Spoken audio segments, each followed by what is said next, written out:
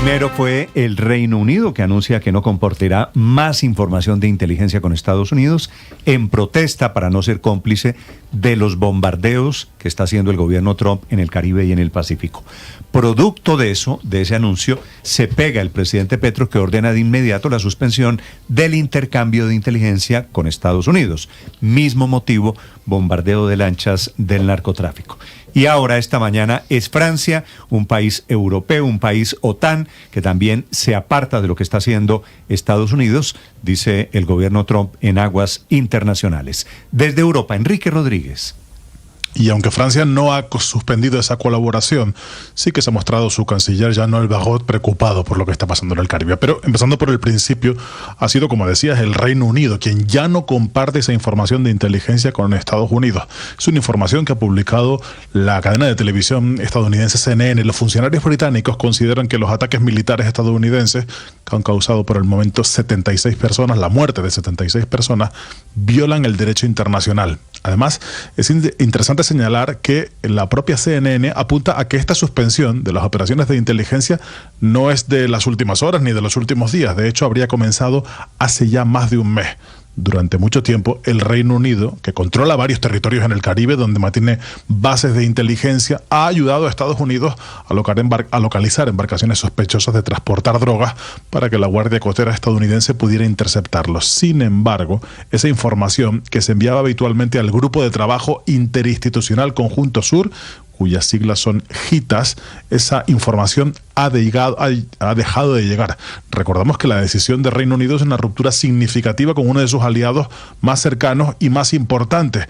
Las alianzas de inteligencia entre los dos lados del océano se retrotraen al final de la Segunda Guerra Mundial. Las principales agencias, el MI5, el MI6 y la CIA estadounidense, han cooperado muy de cerca desde ese entonces. Sin embargo, esto supone una ruptura de considerables proporciones. Como señalábamos, es Francia quien se ha sumado a esa decisión. Ha expresado su preocupación. Lo hacía, como decía, Jean-Noël Barrot, que está reunido con los cancilleres de Alemania, Gran Bretaña, Canadá, Francia, Italia, Japón y Estados Unidos, es decir, los cancilleres del G7 en Niagara-on-the-Lake, en Canadá. Allí iban a hablar de Ucrania y de Sudán, pero el canciller francés, en declaraciones a los medios franceses, ha dicho que efectivamente están observando con preocupación lo que pasa en el Caribe. We've observed with preoccupation the recent military operations in the Caribbean for one reason, which is that France is a Caribbean nation with overseas territories that, by the way, are at the front line of drug trafficking.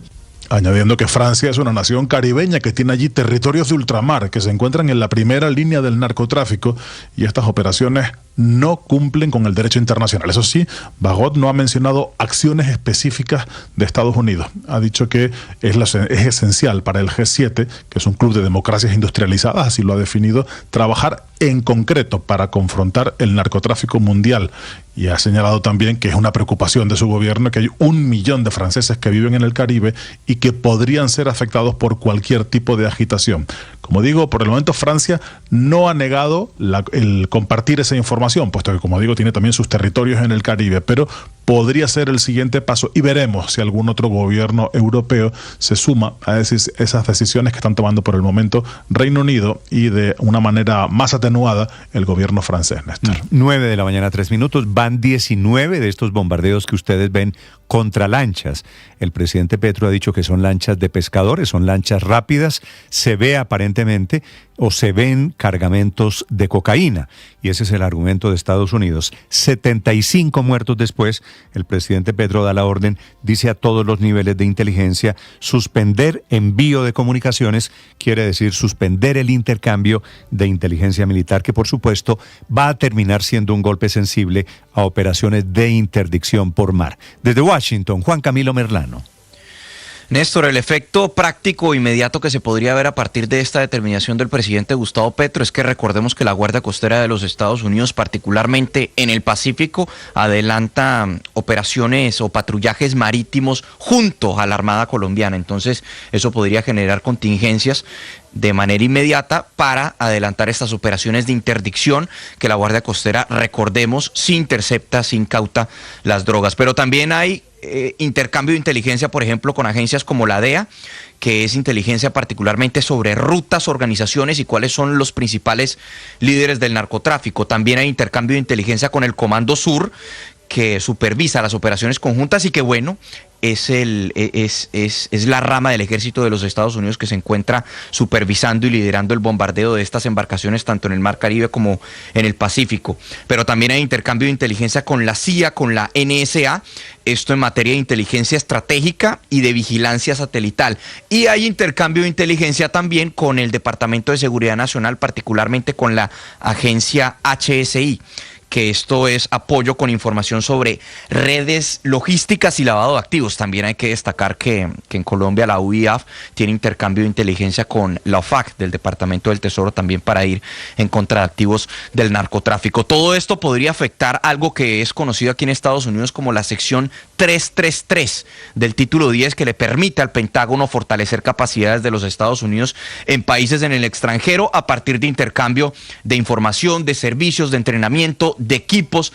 Esta decisión del presidente Gustavo Petro podría tener coletazos sobre esa autoridad del Pentágono. Todo esto en medio del despliegue militar masivo de los Estados Unidos en el Mar Caribe. Cabe destacar que en las últimas horas ya llegó al área de responsabilidad del Comando Sur el poderoso portaaviones USS Gerald Ford, que junto a sus destructores que lo acompañan, son alrededor de 4.500 efectivos que se suman a los ya 10.000 efectivos en el Mar Caribe para este operativo, lo que, bueno, la Casa Blanca ha calificado como un operativo en contra de las drogas, pero que cada vez parece más una operación de cambio de régimen de Nicolás Maduro. Incluso el mismo Donald Trump ha dicho que las horas, los días de Nicolás Maduro como líder en Venezuela están contados. Por eso es que muchos analistas y muchos expertos aquí en los Estados Unidos consideran que en efecto será así, que los días de Nicolás Maduro están contados, Néstor. Este portaaviones, el Gerald Ford, Juan Camilo, esto es una base militar gigante que tiene Estados Unidos, que la pasea por todo el mundo.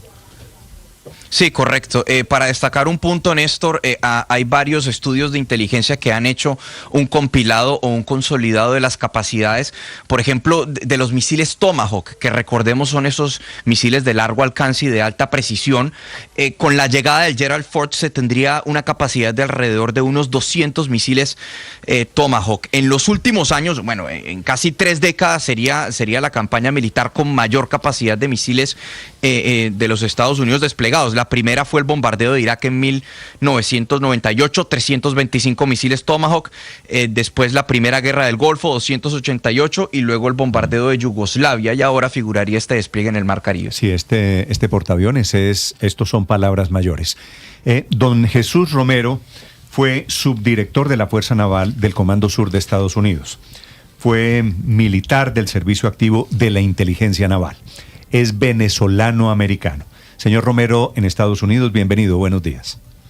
Buen día, Nelson, muchas gracias por tenerme. ¿Le digo capitán o le digo comandante? ¿Cómo es su rango? Como usted quiera, los dos están aceptables. Vale, capitán Romero, ¿qué implica, y usted que tiene origen venezolano, que Estados Unidos le esté plantando frente a costas de Venezuela el Gerald Ford al señor Nicolás Maduro? Bueno, obviamente es el resultado de la más alta expresión norteamericana en términos de poder que se le pone enfrente a Venezuela para enviarle un mensaje. El mensaje es preciso y contundente. Es que el cartel de los soles tiene que entregarse para enfrentar sus cargos criminales judicializados en los Estados Unidos. Sí. ¿Usted cree que viene con el Gerald Ford parqueado allí al frente? Ya está en aguas del Caribe esta mañana. ¿Usted cree que viene una invasión de Venezuela? ¿O usted que es militar, qué es lo que está midiendo en este momento? No, señor. Yo creo que el presidente Trump ha sido muy transparente, ha sido muy claro y ha dicho articuladamente, junto con su gabinete, de que el propósito del contingente militar que tiene presencia en el Caribe es directamente por 2 objetivos. Uno es para reprimir el flujo del narcotráfico que se dirige hacia los Estados Unidos, y vemos que ya se han llevado a cabo una serie de operaciones para bajar la incidencia del narcotráfico que llega a los Estados Unidos. Y número 2 es para neutralizar las amenazas que representa el cartel de los soles. Recordemos de que en Estados Unidos hay una orden de arresto para que Nicolás Maduro, Diosdado Cabello y Vladimir Padrinos López enfrenten sus casos en Estados Unidos. Sí. Señor Romero, usted dice, este es un mensaje muy duro de Estados Unidos a la dictadura de Nicolás Maduro. Habló de la presencia en área del Comando Sur del USS Gerald Ford. Esa advertencia, en su opinión, solamente es un mensaje para que aumente la presión con el fin de que Nicolás Maduro acepte dejar el poder, o en caso de que no lo haga, podría llegar a que se actúe desde este portaaviones y se hagan ataques puntuales desde alta mar hacia objetivos en Venezuela. Bueno, la estructuración de una fuerza de tarea conjunta en el Caribe, una de las primeras, con un gran poder de fuego que tiene y consta los Estados Unidos, y ahora tú le añades lo que es el componente aeronaval para llevar una campaña de guerra a cualquier tipo de amenaza que se le presente. Es obvio de que el presidente de los Estados Unidos cuenta con una gama de opciones para hacerlo determinadamente en cualquier momento, de subir la tensión, subir la presión contra los criminales. Ahí no existe ningún dictador, es un criminal que tiene cargos en los Estados Unidos. Hay que decir precisamente las cosas como son. Este no es un dictador, este es un señor que se tomó un gobierno, se robó las elecciones y pasó a ser un criminal común. Y ese es el que tiene casos judicializados en los Estados Unidos. Sí. Capitán, a propósito de la realidad geopolítica y teniendo en cuenta las posiciones del presidente de Colombia, Gustavo Petro, uno se pregunta si es posible que Estados Unidos asuma el costo político de lanzar un ataque en territorio venezolano con el principal vecino de Venezuela, que comparte más de 2.000 kilómetros de frontera, totalmente opuesto, y ante la posibilidad de que se termine alineando más con el régimen de Maduro. ¿Usted ve que Estados Unidos puede ir adelante incluso con la oposición de Gustavo Petro, o le toca primero tratar de conseguir respaldo colombiano? Bueno, desafortunadamente ya sobrepasamos esa línea. Ya hay operaciones contundentes que han afectado a Colombia. Si el presidente Petro acepta o no qué es lo que está sucediendo, ya eso sería el costo político a Gustavo Petro, porque ya los Estados Unidos asumieron ese costo. Y para dar un ejemplo, ha hundido lanchas con ciudadanos colombianos narcotraficantes de cocaína colombiana. Y los Estados Unidos ha venido claramente mostrando cuáles son sus intenciones, de no aceptar cuáles son las condiciones. Creo yo de que el presidente Petro ha mostrado claramente en su delirio de tener una presencia internacional, luego de haber tenido una fallida política de Estado, donde ahora hay más cocaína que cualquier momento en la historia en los últimos 35 años, sí, más que era de la época de Pablo Escobar.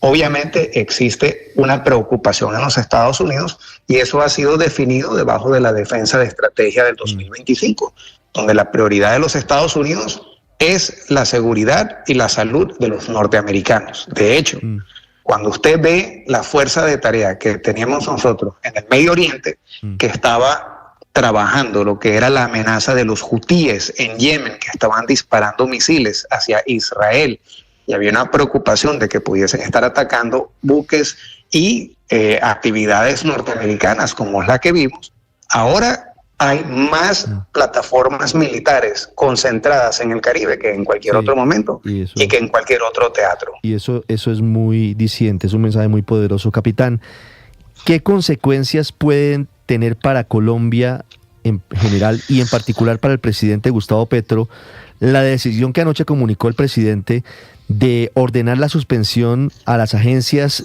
de las Fuerzas Armadas colombianas, de prohibir compartir inteligencia con Estados Unidos? En este contexto, en lo que está pasando hoy en el Mar Caribe, ¿cuáles pueden ser las consecuencias? Bueno, a mí me parece que es un error por parte del presidente Petro de haber tomado esa decisión.